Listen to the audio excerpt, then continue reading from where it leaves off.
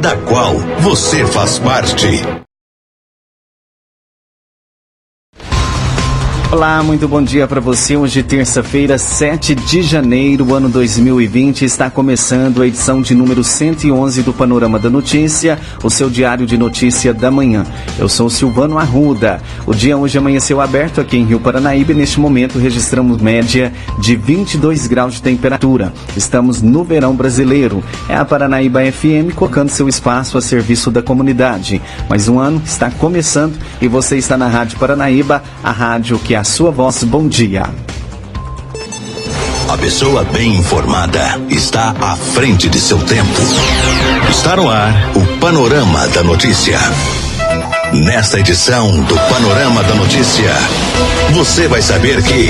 Delegado de Rio Paranaíba fala com exclusividade sobre as investigações que levaram à prisão preventiva de Matheus Solano. República Macaúba disponibiliza telefones para os interessados em alugar casas para o Carnaval 2020. Organizadores da caminhada Passos que Salvam prestam contas da venda dos kits em Rio Paranaíba. E ainda, queijeiro é assaltado em estrada vicinal de Carmo do Paranaíba e ladrões fogem levando carro e dinheiro. Tudo isso e muito mais aqui no Panorama da Notícia. Agora 10h33. A polícia a serviço da comunidade. E na tarde desta segunda-feira, a equipe de jornalismo da Paranaíba esteve na delegacia da Polícia Civil de Rio Paranaíba para conversar com o delegado Felipe Augusto Miranda Façanha, que comandou as investigações sobre o esfaqueamento de 2 jovens que voltavam de uma festa do Parque de Exposições aqui da cidade no último dia 23 de novembro. As investigações começaram logo em seguida ao registro do fato e a Polícia Civil conseguiu chegar até o suspeito Carlos Mateus Silva da Conceição, 20 anos, conhecido como Matheus Solano. A Justiça pediu a prisão preventiva do jovem e o mandato foi cumprido na tarde da última sexta-feira, dia 3, na rua Irradiante, no bairro Olhos d'Água, por volta das 14h10. Após a prisão, Matheus foi levado para o complexo penitenciário Nossa Senhora do Carmo, em Carmo do Paranaíba, onde está à disposição da Justiça. Confira a entrevista com o Dr. Felipe Façanha. Bom, na última sexta-feira, a imprensa local de Rio Paranaíba divulgou uma informação relevante, uma resposta que a sociedade de Rio Paranaibana estava esperando, que é a prisão de um dos envolvidos no esfaqueamento de 2 jovens que voltavam de uma festa do Parque Exposições no último dia 23 de novembro.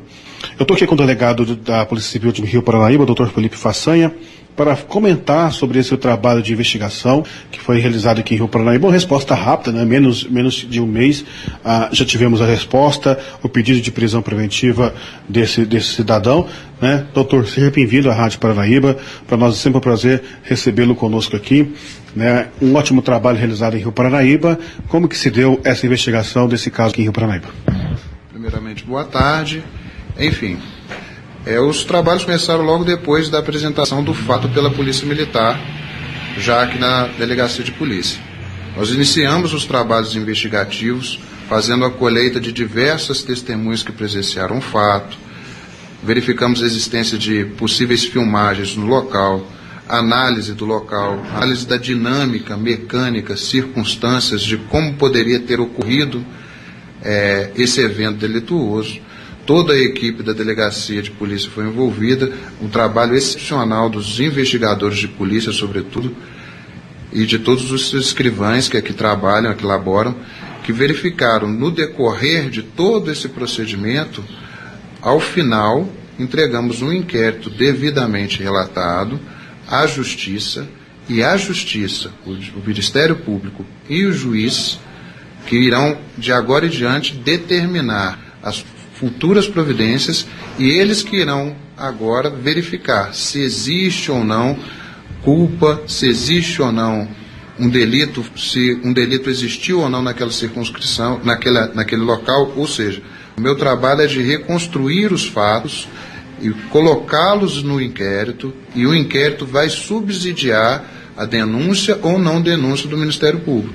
Aqui eu funciono como um primeiro garantidor do investigado, da sociedade, das testemunhas e das vítimas. Meu papel é verificar um fato, e se esse fato se adequa a algum tipo penal, algum crime, eu tenho que tomar as providências cabíveis.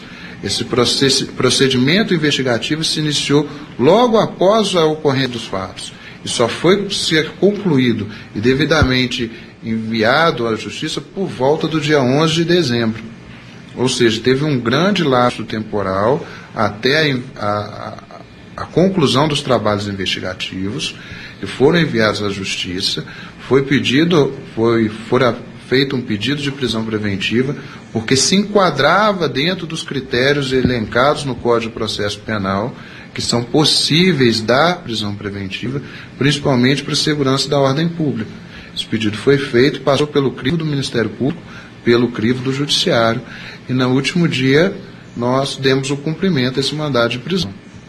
Pois é importante ressaltar também quanto tempo que esse cidadão ficará retido no Complexo Penitenciário Nacional do Carmo, em Carmo do Paranaíba, já que é uma prisão preventiva.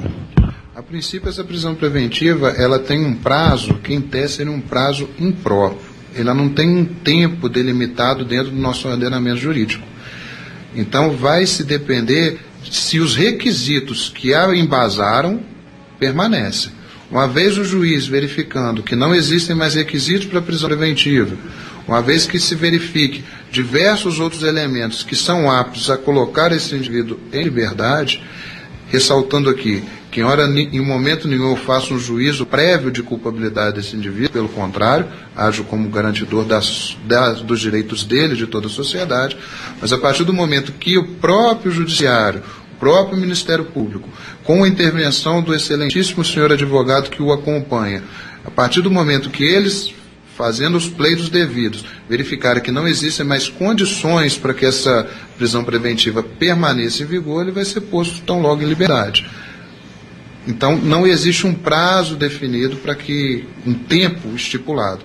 Ocorre que essa prisão preventiva, por ser exatamente uma medida cautelar, ou seja, ela vive e existe para resguardar o processo, ela só vai perdurar enquanto existir essa necessidade de resguardar o processo, resguardar as investigações. Ela não pode ser uma antecipação da pena, então não pode ter um prazo elastecido. Então, apesar de não ter um prazo definido em lei, ela também não tem um prazo extremamente elastecido, porque não pode colocar isso como antecipação de uma pena.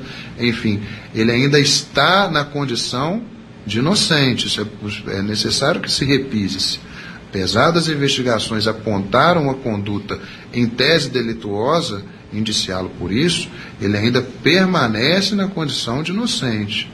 Ele ainda permanece com todos os seus direitos. A presunção que a gente existe no Brasil é uma presunção de inocência, em que pese os elementos terem indicado uma possível autoria, e ele agora vai estar exercendo o seu direito, sua ampla defesa, seu contraditório junto ao Judiciário. A gente poderia explicar para os ouvintes que estão em casa, nos assistindo e nos ouvindo neste momento, como que é feita uma investigação dentro de uma delegacia da Polícia Civil, né? Porque a gente ressalta mais uma vez que foi um trabalho excelente que vocês fizeram, né?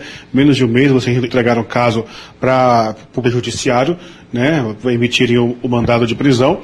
Como que é feito esse trabalho, desde o registro da ocorrência até que a ocorrência chegue na delegacia? Como que é feito tudo isso? Bem, inicialmente a investigação, ela é um método. Ela é um método e um procedimento. O que é uma investigação criminal? É transformar um fato que aconteceu na realidade dentro de um processo, dentro de um procedimento escrito, que outras pessoas vão ter acesso, vão ler, vão verificar, vão analisar, e dentro dessas análises de hipóteses, a gente vai criar uma linha de pensamento, e essa linha de pensamento vai culminar nos indícios de autoria e na materialidade do crime.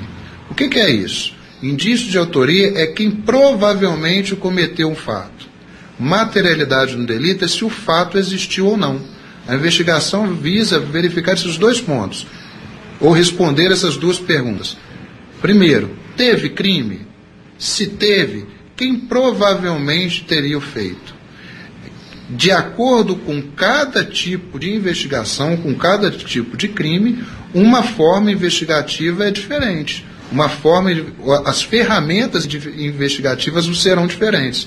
E aqui eu conto para exercer esse trabalho com uma excelente equipe de investigadores e uma excelente equipe de escrivães e outros servidores, em que pese eu ter um efetivo ainda muito reduzido e que deveria ser aos poucos paulatinamente aumentado, mas nós pautamos por investigação inteligente. O que é isso? Utilizando mecanismos de tecnologia, utilizando mecanismos de método científico, de análises combinatórias, análises de método científico. No caso em questão, a gente teve uma atuação rápida da cena no local dos fatos. A gente teve uma verificação rápida de outros envolvidos nos fatos. Então, o processo investigativo ele é um processo complexo, que parte para responder as duas perguntas. Houve crime? Sim ou não? Existe um provável suspeito? Sim ou não? Se as duas respostas forem positivas, se houve um crime e existe um provável suspeito, a gente envia todo esse material que a gente conseguiu construir para um outro órgão de justiça, que é o Ministério Público. E o Ministério Público, a partir disso, ele vai verificar se existem requisitos para ele fazer uma denúncia ou se não existem os requisitos para fazer a denúncia.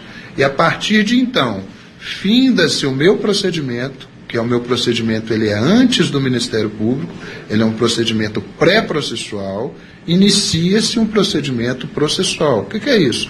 É um procedimento lá no fórum, em que o suposto autor, a suposta vítima, em que o suposto indiciado, a suposta indiciada vão exercer todas as suas garantias constitucionais perante o juiz, com o apoio do seu advogado, sendo verificado uma troca de ideias entre o órgão do Ministério Público, o defensor e o juiz funcionando como mediador desse conflito, um árbitro desse conflito, e ao final o juiz, no caso de crimes dolosos contra a vida, o corpo de jurados, o tribunal de júri, vão definir se aquele ato, aquele fato, que lá atrás eu verifiquei se era um crime e se tinha um provável autor, aí sim o juiz ou o corpo de jurados vão definir se teve sim o crime e se teve sim se aquele é o autor. Mas, repisa-se, o meu papel não é de apontar autores de crime. Eu funciono numa fase pré-processual. Quem vai apontar e determinar realmente quem é autor e quem deve ou não ser condenado é outra instância, é outra esfera de poder, que seria o juiz, depois de um debate entre o defensor e o Ministério Público. Bacana. Então, doutor Felipe, a gente agradece a sua participação mais uma vez da Rádio Paranaíba, aos internautas do Paranaíba Agora, tanto da Rádio Paranaíba Máximos FM, e nós colocamos sempre à disposição mais uma vez, sempre de estarmos de mão dadas com a Polícia Civil de Rio Paranaíba para a divulgação de qualquer outros fatos que vier no futuro. Desde já eu agradeço essa oportunidade de estar falando um pouquinho mais sobre o nosso trabalho de investigação, nosso trabalho de resposta à sociedade, garantia de direitos das vítimas, das testemunhas, dos autores, dos supostos indiciados, e deixando aqui uns parabéns ao excepcional trabalho que minha equipe fez, aqui a Luciana, a Bruna, a Cirlei, Sara, todos aqueles que estiveram envolvidos, Carol, Vera, Kátia, todos esses excelentes servidores que sem eles a gente não conseguiria estar trazendo essa nova forma de pensar a Polícia Civil, essa nova forma de pensar a investigação criminal. Hoje a gente tem uma redução drástica da quantidade de procedimentos que a gente tinha na delegacia. Em média, mais de 1.000 pessoas passam pela delegacia durante um mês. A gente teve nos últimos 90 dias mais de 1.000 procedimentos analisados, diversos procedimentos enviados à Justiça. Então, queria passar essa mensagem para a população de Rio Paranaíba, que a Polícia Civil hoje atua de forma maciça, entrando em todos os nuances e todas as formas de delitos possíveis que possam causar algum mal à sociedade.